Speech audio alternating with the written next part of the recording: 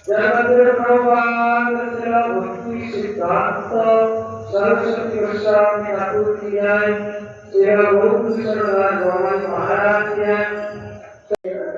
Everyone, welcome to অবকাশে দেবযানী। আমি দেবযানী, আর তোমরা সবাই নিশ্চয়ই খুব ভালো আছো, আর আমিও ভালো আছি। তো বেশ কিছুদিন ধরে তোমরা আমার ডেলি লাইফস্টাইল ব্লগ পাওনি। বেড়াতে গিয়েছিলাম দুদিনের জন্য, বলা যায় একদিনের জন্য। সেটারই বেশ কয়েকদিন আমি তোমাদের সাথে ভিডিও শেয়ার করতে পারলাম। আর এখন দেখো সাজগোজ করে নিয়েছি, আর এখন এক্ষুনি গানটা থামলো। আশ্রমে অনুষ্ঠান হচ্ছে কি জগন্নাথ দেবের চন্দন যাত্রা নাকি একটা এরকমই কিছু, আমি ভালো করে জানি না। যাই হোক, তো ওইখানে রাস পূর্ণিমার মেলাটা হয়। রাস পূর্ণিমাটা এবছর থেকে মনে হয় হবে না, জানি না, আবার হতেও পারে বলছি। যেটা শুনেছি যে না হওয়ারই চান্স আছে, তো তাই জন্য এবছর থেকে চন্দন যাত্রাটা শুরু হয়েছে। তো 3 দিনের জন্য হয়েছে। কালকে তো প্রচুর বৃষ্টি ছিল, আজকে যাচ্ছি। পরশু দিন থেকে মানে অক্ষয় তৃতীয়ার দিন থেকে শুরু হয়েছে। তো ওই কালকে তো প্রচুর বৃষ্টি হচ্ছিল, ওই জন্য গেলাম না। তো আজকে যাব। আর দিদিও বলেছিল আসবে, কিন্তু কালকে আবার আমরা দিদিদের বাড়িতে যাব। তো দিদিও কাজে ব্যস্ত, তাই জন্য বললো যে এবছরটা বাদ দিই, যদি পরের বছর চন্দন যাত্রা এটা যদি হয়, চন্দন উৎসব বা এটা যদি হয়, তাহলে পরের বছর আসবে। তো এখনই যেহেতু সামনে একটুখানি যাব, একটু চুলটুল আছে। তোমাদের কাছে একটা কথা শেয়ার করি। বেশ কয়েক বছর আগে তখন আমাদের আশ্রমে যে মেন মহারাজ ছিলেন, যার আশ্রম, তিনি তখন জীবিত ছিলেন। তো যাই হোক, তখন একদিন আমি এরকম সন্ধ্যেবেলা বেরিয়েছি, আমি আর আমার হাজব্যান্ড বাজারে এই আইব্রো প্লাগ করতে, বা আবার কারোর হয়তো বাড়ি যাচ্ছিলাম। তো ওই মন্দিরের ওখানে দাঁড়িয়ে তো একটু আমরা নমস্কার করি। তো আমি নমস্কার করে দাঁড়িয়ে আছে, তো আমার হাজব্যান্ড নমস্কার করছিল। আর আমি তখন ওর যখন হয়ে গেছে নমস্কার, আমি বলছি দেখো তো মানে বিগ্রহ মানে মুখটা কেমন সাদা সাদা লাগছে না?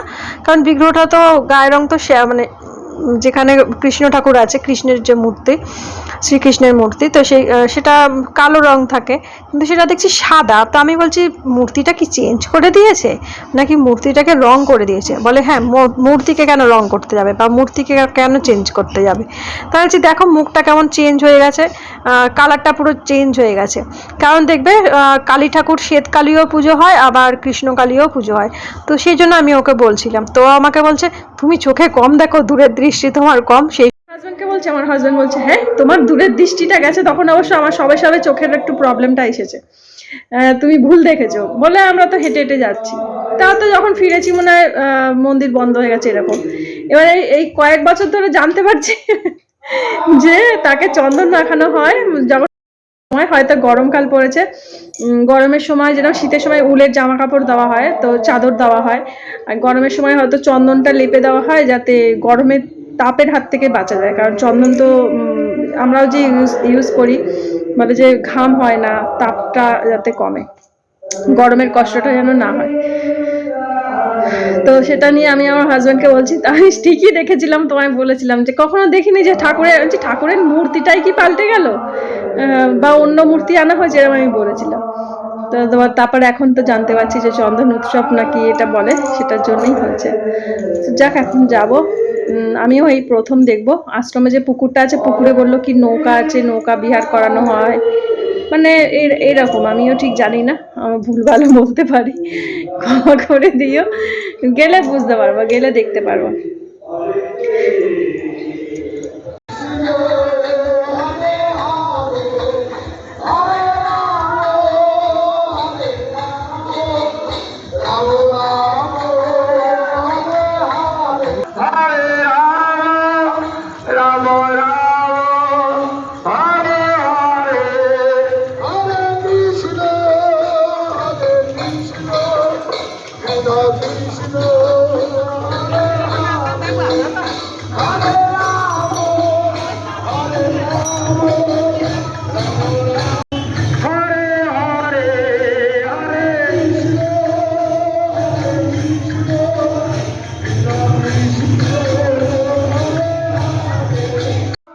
তো মন্দিরের ভেতরে প্রচুর ভিড়, নাট মন্দিরটা একদম পুরো লোকজনে ভর্তি হয়ে গেছে, তাই জন্য মন্দিরের একদম ভেতরে যাইনি। পরে আসবো, তখন মন্দিরটা অনেকটা ফাঁকা হয়ে যাবে। আর এখন চলে এসেছি আশ্রমের মূল গেট, মানে এটা প্রথম গেটটা। তো এখানে রাসমেলাটা হয়। তো রাসমেলার সময় কত সুন্দর হইচই হয় এখানটাতে, কত লোক মেলা বসে। কিন্তু এখন দেখলাম পুরোটাই ফাঁকা, শুধু ওই জলের কাজটাই পাড়ারই সব লোকজন আছে, যেহেতু নৌকা বিহার হচ্ছে। তো নৌকা বিহারের মধ্যে মানে নৌকার মধ্যে ওখানে বিগ্রহ রয়েছে, সেই বিগ্রহ নিয়ে এখানে বললো যে 4 পাক ঘোরানো হয়েছে। তো আমরা যখন চারবারের বেলাটায় তাই আমরা এসেছি, ভাগ্যিস, নাহলে একটু দেরি করলে আবার দেখতে পেতাম না। তো এটা দেখতে বেশ ভালোই লাগছিল।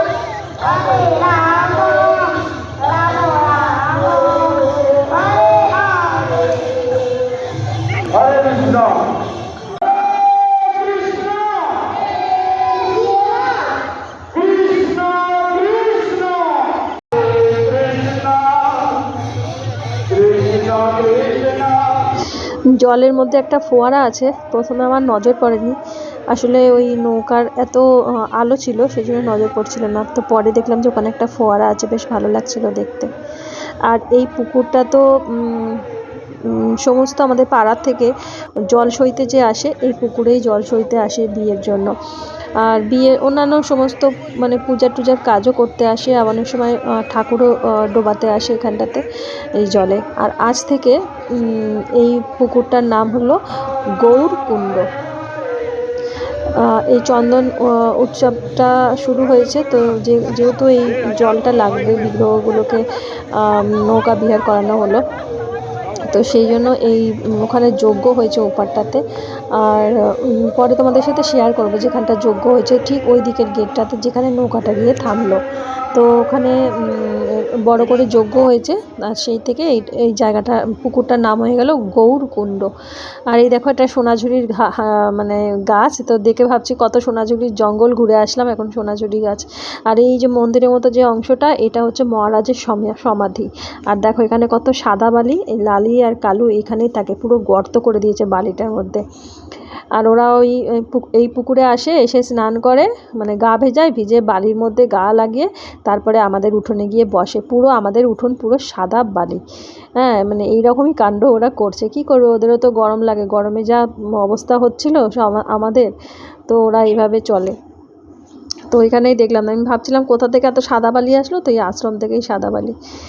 তো এখন আবার আমি বেরিয়ে আসলাম, মানে যেহেতু মন্দিরের মধ্যে প্রবেশ করিনি তাই জন্য মন্দিরের দিকটাতে যাচ্ছি। তো আমরা সবাই আছি, আমার হাজব্যান্ড, আমি আর আমার হাজব্যান্ডের সব মানে বলবো কি বন্ধু, তার থেকেও আবার বয়সে বড় আছে, দাদাও বলি, যাই হোক সবাই আছে।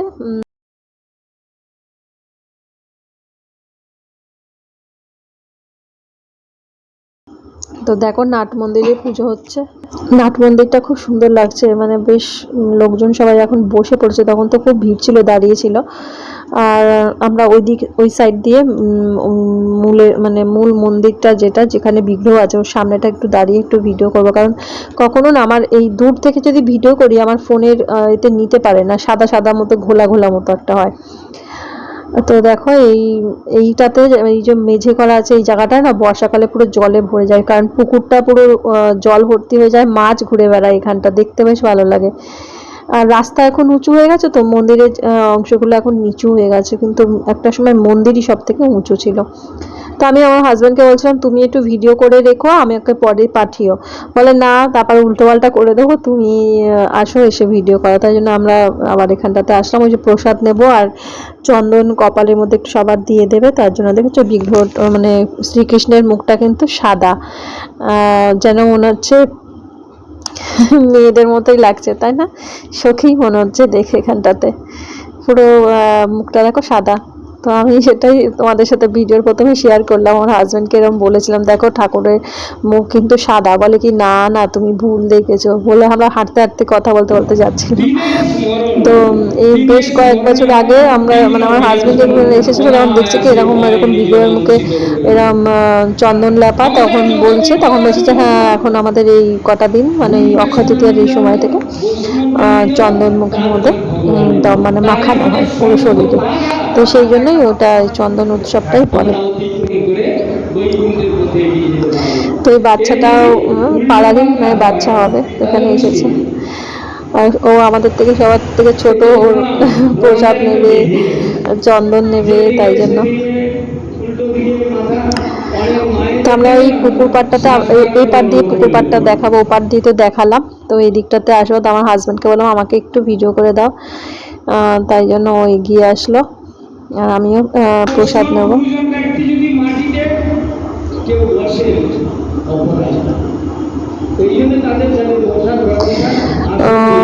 ওই দাদার বাড়িতেও না অনেক গাছ আছে, প্রচুর গাছের চ্যানেলও দেখে এখন, আগে অতটা দেখতো না, তারপর এখন প্রচুর গাছের চ্যানেল দেখে, আর অনেক আমার মানে অনেক জ্ঞান আছে গাছ নিয়ে, পান গাছ থেকে সমস্ত গাছগাছালি নিয়ে খুব ভালো মানে ভালোবাসে, ছাদের মধ্যে গাছ আছে, বাড়িতে গাছ আছে, তো আমার সাথে যখনই কথা হয় গাছ নিয়ে কথা হয়।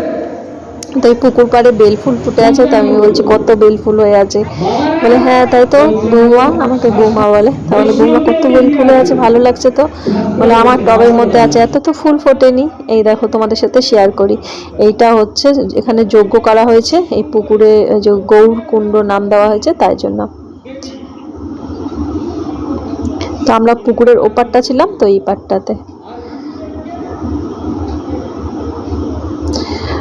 দাঁড় নিয়েও বা করছিল, আবার দেখলাম যে এখানে মেশিন করা আছে, মানে নৌকাটা ঠিকঠাক যাতায়াত করার জন্য এখন মেশিন ফিট করা রয়েছে।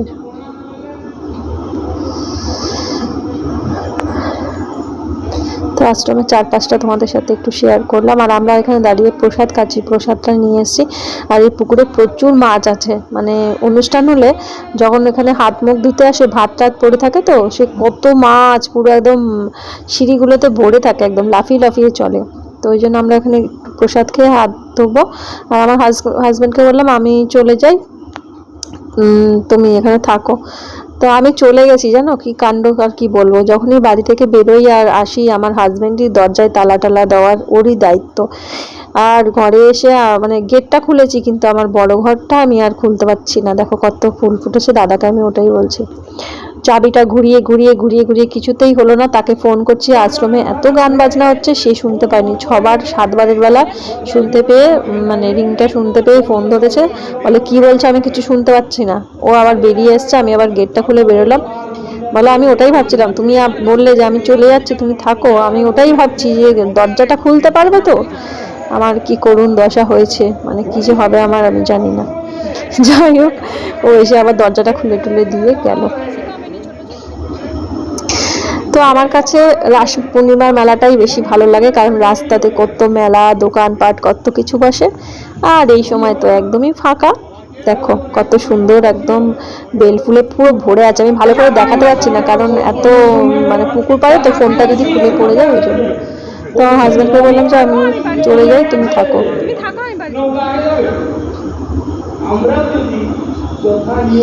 চন্দনটা পুরো ভিজে আছে, যেমন আমার চন্দনটা কেন সাদা সাদা হয়নি। তো আমার হাজব্যান্ড বললো যে দেখো আবার এই মানে যে যোগ্য জায়গাটা একটু দেখাও। আমি ভিডিও করেছি, তাও বললো বলে আবার একটু ভিডিও দেখালাম। যাক, এই উৎসবটা আমি প্রথম দেখলাম। তো দেখো নাট মন্দির দিয়ে দেখা যাচ্ছে ঠাকুর শয়ন করে দেওয়া হয়েছে। আমরা ওই পুকুরের ওখান দিয়ে যখন ওদিকটা দিয়ে আসছি তখনই মাথা তুলে দেখলাম যে ওখানে পর্দা দেওয়া, শয়ন করিয়ে দেওয়া হয়েছে ঠাকুরকে। তো আমি এখন বাড়ির পথে রওনা দিচ্ছি একা একা। আর তারপরে তো এই গল্পটা বললাম, দরজাই খুলতে পারছি না। তো ভিডিওটা ভালো লাগলে পাশে থেকো। পরপর এখন ডেলি ব্লগ অনেকদিন দেওয়া হয়নি, দেখি কি করতে পারি, দেবো তোমাদের সাথে, পরে শেয়ার করবো ডেলি ব্লগ। সবাই ভালো থেকো।